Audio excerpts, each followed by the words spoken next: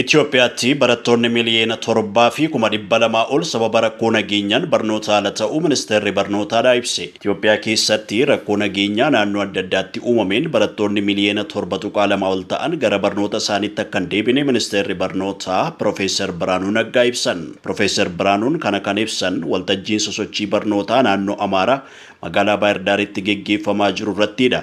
Waltajjii kanarratti pirezidaantiin naannoo Amaaraa Araggaa Kabbadaa dabalatee qondaaltonni olaanoo mootummaa fi qooda fudhattoonni argamanii jiru. Ministeerichi haasawaa waltajjii irratti taasisaniin Itoophiyaa naannolee tokko tokkotti rakkoo nageenyaa mudateen barattoonni miliyoona 7.2 ol ta'an gara barnoota isaaniitti akka hin deebine himanii jiru. Walitti bu'iinsi hiree gara fuulduraa daa'immanii fi dargaggootaa kan gufachiisu waan ta'eef furmaanni hatattamaan kennamuu akka qabu cimsanii dubbatanii jiru. Pirezidaantii naannoo Amaaraa Araggaa Kabbadaa gama isaaniin qooda fudhattoonni miidhaa hamaa damee barnoota naannichaarra ga'e qolachuun haala baruuf barsiisuu duraan turetti deebisuuf tumsa gochuu akka qaban waamicha dhiyeessaniiru. Naannichatti bara barnootaa kana barattoonni miliyoona 7 galmeessuun barsiisuuf karoorri jiraatus rakkoo nageenyaa naannichaatiin wal qabatee barattoonni miliyoona 2.8 qofa galmaa'uu ibsanii jiru. Rakkoo kana furuudhaaf bara barnootaa kana keessatti galmee adidilee marsaa lamaatiin geggeeffameen barattoonni 76,000 qofa galmaa'uu ibsamee jira.